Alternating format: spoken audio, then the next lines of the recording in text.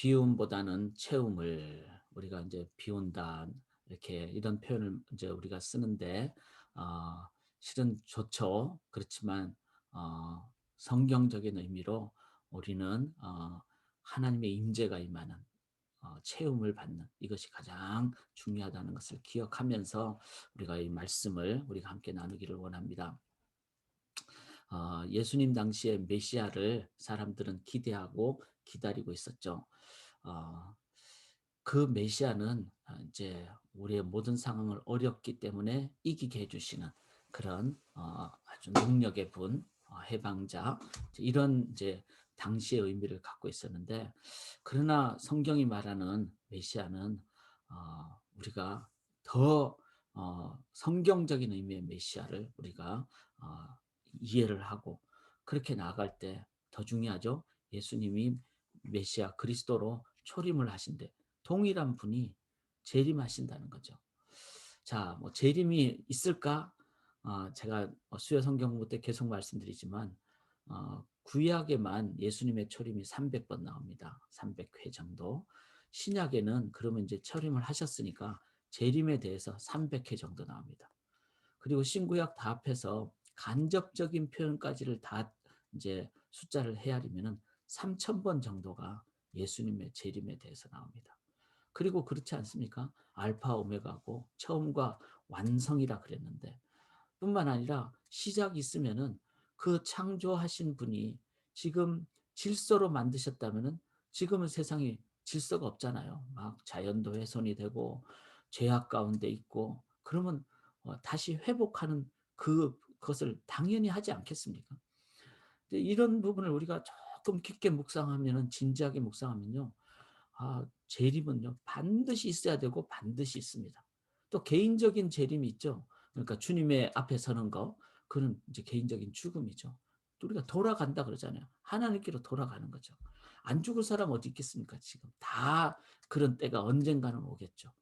그렇다면은 우리가 초림의 메시아를 우리가 제대로 이해를 한다면은 동일한 예수님 그 메시아를 우리가 제대로 기대하고 기다리고 있어야 되겠죠. 여러분 준비되셨나요? 그날이 언제일지 모릅니다. 이 예배 끝나고 있을 수도 있고 내일일 수도 있고 아무도 모를 때 그러니까 두려워하지 않으려면 지금 준비되어 계시면 되는 거예요. 지금 준비되어 계시면. 자, 그런데 오늘 본문을 보니까 이 예수님의 그 예수님 당시에 다 메시아를 기다렸죠. 구약에 300번이 나왔으니까 다들 특별히 유대인들은 그 성경을 보면서 구약을 보면서 메시아를 그렇게 기다렸죠. 그런 그렇게 기다렸는데 어떤 메시아를 기다리는가? 이게 중요하다는 거죠. 여기 오늘 본문에 보니까 이제 말 못하는 귀신 나오는데 이 마태복음이나 마가복음을 보면 이 사람이 눈까지 멀었어요. 그러니까 말도 못하고 눈도 먼. 근데 당시에는 많은 병을 대부분 다 귀신 들림으로 그렇게 이해를 하게 됐어요. 그 당연히 여기에서도 귀신 들림의 어떤 모습이 있죠. 그런데 이제 예수께서 한 말 못하게 하는 귀신을 쫓아내셨다 그랬어요. 귀신이 나가매 자 이제 귀신이 이제 나가고 이 사람이 말을 하고 이제 눈을 뜨게 되는 이 상황이 딱 됐을 때 이 상황을 보면서 그전부터 메시아가 오신다는 얘기를 다 많이 이렇게 이제 듣기도 하고 기대도 하고 기다리는 가운데 세 부류의 사람들이 있습니다. 그런 상황을 보면서 이제 메시아와 연관해서 이 14절 끝부분에 보면 무리들이 놀랍게 여겼다 그랬어요. 놀랍게 여겼다. 이건 어떤 거? 야, 메시아가 이제 오시는데 이분일 수 있겠구나. 그런데 그들이 기대했던 메시아는 어떤 분이죠? 눈뜨게 하고 또 말하게 하는. 당연히 필요하죠. 우리 교회 성도님들도 지금 연약한 분들도 계시고 우리의 필요한 부분이 있죠. 당연히 치유 필요를 공급해 주는 분의 그 능력이 메시아에게는 반드시 있습니다. 그런데 그곳으로만 치유와 필요를 공급해 주시는 내 어떤 필요만 여겨주시는 그분으로만 메시아를 국한하면은 어떻게 되죠? 나 중심적인 기복적인 이기적인 동기. 우리가 신앙생활 하면서 하나님의 필요를 우리가 기대하고 구할 수 있죠. 하나님의 능력을. 그렇지만 나를 위한 하나님으로만 여기지는 않는지. 이제 그러면 어떻게 될까요? 내가 병 나으면은 메시아 버립니다. 그리고 다른 어떤 뭐 더 좋은 세상적인 어떤 것이 있으면은 다 떠나 버리죠. 그게 바로 기독교가 문제가 많은 어 그 어떤 그 모습을 갖게 되는 이제 출발이죠. 그래서 '나는 어떤 메시아를 기다리고 있는가.' 우리가 이 새벽에 정말 돌아봐야 됩니다. 저는 필요하다고 생각합니다, 치유가. 그렇지만 그것만으로 국한시켜서는 안 된다는 거. 그런데 또 두 번째 보면은 15 절에 그중에 덜어는 말하기를 그가 귀신의 왕 바알세불을 힘입어 귀신을 쫓아낸다. 자 인제 귀신을 쫓아내니까 이 사람을 인정하고 싶지 않은 거예요, 예수 그리스도를. 그러니까 그때 당시에 바알세불은 이제 귀신의 왕 즉 마귀라고 사람들은 다 이해를 하고 있었어요. 그러니까 그냥 인정을 안 하고 싶은 거지. '저 사람 마귀다. 마귀의 힘을 힘입어서 귀신을 쫓아낸다.' 이 말은 뭐죠? '저 사람 메시아 아니다.' 그러니까 정작 메시아를 인정하고 싶지 않은 거예요. 이거는 뭐죠? '메시아 아무리 나타나도 소용없다. 나는 지금 기득권을 다 갖고 있고 내가 갖고 있는 게 지금 너무 좋은데 이 메시아 오면 내가 그 사람 섬겨야 되고 그분을 뭐 정말 왕으로 섬겨야 되고 나 그러고 싶지 않다.' 그러니까 겉으로는 종교 사회였으니까 막 메시아 뭐 다 얘기를 하지만 그 속에는 자기가 메시아인 사람이에요, 자기가. 이게 바로 당시에 뭐 대제사장이라든지 그런 사람들 아니에요. 종교 기득권을 가진 사람, 종교 국가니까. 그럼 오늘날은 뭘까요? 어쩌면은 자본주의 사회니까 어쩌면은 뭐 돈 많은 사람이 메시아인 것도 되는 거죠. 아니면은 막 요즘 외형주의잖아요, 요새는. 외모주의잖아요. 그러니까 막 이 정말 우리가 깨어 있어야 됩니다. 지금 이 시대의 문화는 다른 모습으로 사탄이 가증하게 메시아적인 어떤 것을 다 다른 것으로는 자꾸 막 입히는 거예요. 그래서 돈 많은 사람 아니면은 뭐 정말 권력이 많은 사람 주의 국가에서는 통제를 해야 되잖아요. 그러니까 권력 최고위층 그런 의미에서 북한의 그 최고위층이 권력층에 대해서는 우리가 늘 깨어 있어야 됩니다. 인간적으로 기도하고 그 사람을 위해서 복음을 증거하는 것은 필요합니다. 그러나 그 권력 자체 지향적인 것에 대해서는 철저하게 반대를 해야 되겠죠. 왜냐하면 자기가 메시아의 역할을 하는 입장이 되기 때문에. 또 세 번째는요. 여기 16 절에 보면 또 더러는 예수를 시험하여 하늘로부터는 표적을 구하니. 자, 이 사람들은 메시아를 이렇게 생각한 거예요. 그 과거에 구약 시대 때 엘리야가 막 기도를 하니까 불이 하늘에서 내려오고 막 이런 그래서 그런 메시아로 즉 아주 초자연적인 기적적인 그런 그 능력을 행하는 분으로만 초점을 뒀던 거죠. 우리 사회에도 그런 거 있잖아요. 지금도 샤머니즘적인 그런 관점이 많잖아요. 그래서 막 그 어떤 이런 사람들은 되게 고상하게 보일 수가 있어요. 왜냐하면은 막 이렇게 뭐 돈 밝히고 뭐 자기 뭐 명예 밝히고 이러지 않고 아주 고고하게 그렇지만 그 속에 초자연적인 것에 초점을 많이 두는 그런 고등 종교라 그러죠. 아니면은 좀 이렇게 고귀한 종교적인 그런 모습을 띤 그런데 그것도 우리가 주의하셔야 됩니다. 그것이 진정한 올바른 영적인 자세가 아니라는 걸 기억을 해야 됩니다. 우리가 혹시 초자연적인 기적이나 표적 등에만 초점을 두고 있다면은 이 또한 메시아에 대한 온전한 이해가 아니라는 겁니다. 자, 우리가 한번 돌아봐야 됩니다. 우리가 혹시 이런 쪽에 세 가지에 내가 메시아거나 기복적이거나 아니면 고등 종교처럼 아니면 고귀한 어떤 종교적인 행동을 하고 있지는 않는지. 내가 만약에 메시아 오시기 전에 살았다면은 자칫 잘못하면은 이렇게 나도 모르게 잘못된 메시아관을 가질 수가 있고 그것 때문에 그런 예수님이 딱 나타나셔 가지고 "내가 메시아다." 이렇게 예수님 말씀하셨는데 기적을 베풀 때는 따라갔다가 예수님이 십자가 지러 가실 때는 '아 저 사람 메시아 아닌가 보다.' 하고 돌 던지고 그럴 수 있다는 거죠. 그래서 이것은 실은 우리에게 하는 얘기입니다.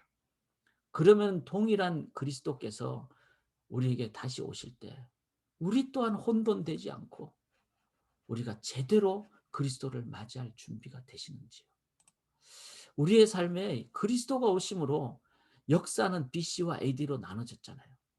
우리의 인생도 마찬가지입니다. 오늘도 나도 모르는 사이에 계속 BC로 살 수 있어요. Before Christ. 예수 없이 그냥 말로만 그냥 믿는다 그러고 실제로는 그렇지 않은, 사람들은 날 보면서 '저 사람 예수 믿는 사람이야.' 이렇게 절대로 생각할 수 없는 삶을 우리가 얼마나 많이 살고 있는지.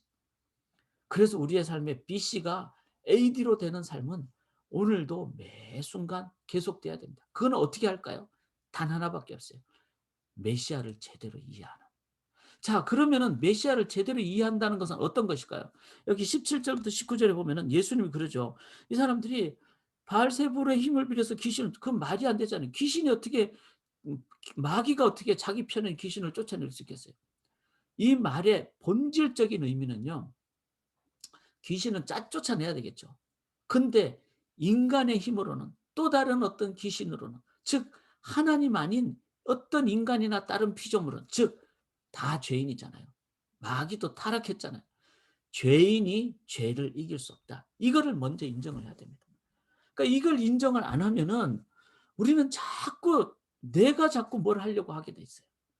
그런 내가 하는 모든 것은 다 정말 더러운 것이다. 할 수 없는 죄인입니다. 내 말에 처음부터 끝까지 전부 다 죄악 덩어리입니다. 그래서 바울이 그랬잖아요. 나는 죄인 중에 괴수라고. 이건 우리 모두의 고백입니다. 그렇게 돼야 되겠죠. 죄인이 죄를 이길 수가 없습니다. 이거를 먼저 철저하게 인정할 때만이 우리가 예수님을 그리스도로 고백하는 것이 진정성이 있습니다. 이 첫 번째 이 부분을 우리가 꼭 묵상하기를 원합니다. 여러분, 오늘도 내가 주님 없이 내뱉는 모든 생각, 모든 말은요, 그냥 겉으로 좋게 여기는 말도 그 속에 내가 중심이 되면은 나중에 교만죄에 빠지거나, 내가 이만큼 했는데 나를 한 번도 칭찬을 안 해줘?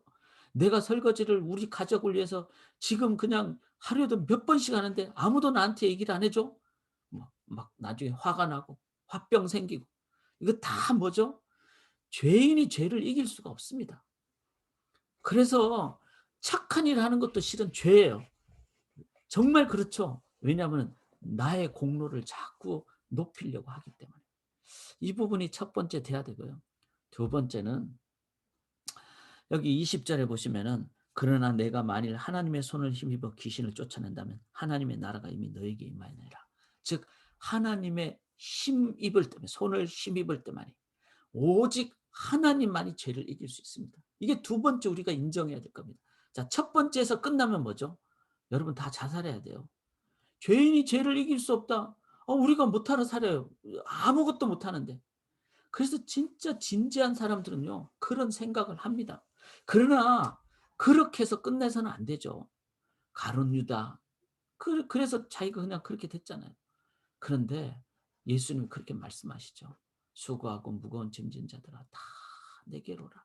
내가 너희를 쉬게. 내가 너에게 힘을 주리라. 오직 하나님만이.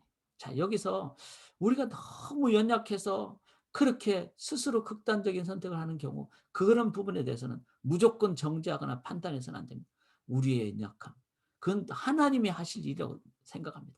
하나님이 그 영혼에 대해서, 그는 우리가 할 수 없는, 그래서 하나님께 의지하고 기도하고. 그러나 우리가 우리의 삶에서 꼭 하셔야 될 것은 첫 번째 단계, 우리의 연약함을 인정한다면은 두 번째 단계로 나가셔야 됩니다. 오직 하나님만. 그래서 하나님이 이 땅에 오시고 영접하는 자, 곧 그 이름을 믿는 자에게는 하나님의 자녀가 되는 권세를 주셨다고 그랬잖아요. 그래서 내가 하나님 의지합니다. 그랬을 때 그다음 단계가 중요하죠. 자, 이제 이 24 절에 보면은 이 사람이 이제 더러운 귀신이 나갔잖아요. 근데 예수님이 가장 핵심적인 얘기를 합니다. 자, 귀신이 나간 게 중요한 것이 아니라 하나님 말씀하시는 가장 핵심이 뭐죠? 귀신의 떠남보다, 귀신이 나갔는데 그 속에 그 하나님만이 죄를 이기시는데 하나님이 계속 계시지 않으면은 어떡하죠? 귀신이 나갔다가 일곱 귀신 데리고 와서 더 강하게 그냥 악령으로 역사한다는 거죠. 그래서 우리의 삶에 더 중요한 것은 비움, 내가 귀신이 나갔다, 이게 중요한 게 아니라 체험, 하나님의 임재입니다. 이 세 단계. 자, 첫 번째는 나를 철저하게 부인하는 단계. 두 번째는 철저하게 하나님만 붙잡는 단계. 근데 그 세 번째는 뭐죠? 그를 관계적으로 계속 하나님을 의지하는 단계. 그래서 여러분, 유월절은 점이잖아요, 점. 유월, 피를 바르는 그것을 이제 천사가 보고 넘어가는, 그래서 구원을 받은 거잖아요. 근데 유월절과 함께 동시에 시작한 절기가 뭐죠? 자, 여러분 각자 답을 해 보세요. 여러분의 처소에서. 이거 알면은 여러분들은 진짜 신앙생활을 제대로 이해하시는 거예요. 유월절과 함께 동시에 시작한 절기가 뭐죠? 무교절이에요, 무교절. 유월절은 한 시점이에요. 근데 무교절은 7일 동안, 즉 점이 선으로 변하는, 선으로 되어가는, 이게 바로 체험, 임재, 관계입니다. 하나님이 한 번 하나님일 수가 없죠. 하나님 없이는 안 된다면은 산소호흡기 한 번 붙였다고 뗄 수 없잖아요. 산소호흡기는 계속 우리에게 연결돼야 되듯이. 이럴 때만이 우리는 이길 수가 있습니다. 자, 이제 결론입니다. 여기 23절에 보면은 나와 함께 하지 아니하는 자는 나를 반대하고 나와 함께 모으지 않는 자는 나를 해치는 자야. 자, 여기서 예수님이잖아요. 예수님이 이 모든 맥락에서 내가 메시아라고 얘기하신 거예요. 근데 그 하나님의 나라가 이미 임했다는 말은 하나님의 통치잖아요. 나와 함께하는 자는 내가 메시아인데 내가 바로 하나님이다, 이런 표현이에요. 이게 왜 중요한가 하면은 예수님은 당시에 그 앞에 있었잖아요. 십자가를 지셨잖아요. 그러니까 예수님만 끝까지 따르는 자는 죄도 이해를 한 것이고, 죄를 이긴 예수님도 붙잡아서 부활까지 가는 것이고, 그 예수님이 성령을 얘기하실 때 성령을 오실 때까지 기도하는 것이고, 그래서 이 세 가지가 다 되는 것이고, 그리고 하나님의 나라, 참된 메시아 이해한다는 거죠. 그럼 우리가 해야 될 게 뭘까요? 나는 그리스도를 영접하는가. 제가 수백 번 말씀드렸죠. 요한복음 1장 12절의 이 람바노는 단순히 한순간이 아닙니다. 그 예수님을 내가 붙잡고 있는 그 전심으로 따르고 있는, 한마디로 얘기하면 제자입니다. 제가 성경 공부를 좀 진지하게 하기를 원하는 거는요. 어제 수요 성경 공부 때 정말 그 조금은 딱딱하게 누가복음 1장부터 3장까지 메시아에 관한 성경 구절을 우리 성도님들하고 다 찾아봤어요. 총 21가지가 나오더라고요. 그런데 제가 깨달은 것이 있습니다. 이렇게 참 재미없게 딱딱하게 메시아에 대한 구절을 1장부터 3장까지 다 보고 나니까 메시아가 이렇게 놀라운 분이란 것을 진지하게 공부하니까 무겁게 가슴에 딱 대니까, 그러면 이 메시아를 어떻게 해야 할까? 내가 진정으로 따라야 되겠구나. 그게 딱 오더라고요. 말씀이 육신이 되고 말씀을 붙잡아야 되는 이유가 그겁니다. 우리가 오늘도 하나님 말씀을 진정으로 진심으로 붙잡을 때 어떤 마음이 들까요? 이 메시아를 내가 목숨 걸고 붙잡아야 되겠구나. 따라야 되겠구나. 그게 바로 영접 람바노의 의미입니다.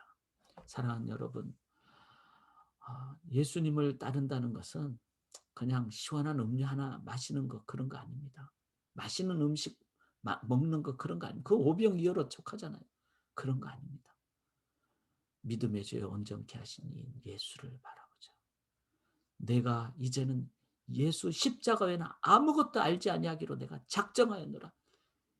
이 고백, 주님만을 붙잡는, 람바노 하시는, 그렇게 하실 때 우리는 오늘 참된 메시아를 내 삶에 모시고 그 하나님의 나라의 승리의 삶을 우리 성도님들 살 수 있을 줄 믿습니다.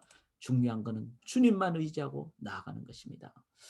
이제 시간이 많이 갔으므로 이 찬송 꼭 기억하시기 바랍니다.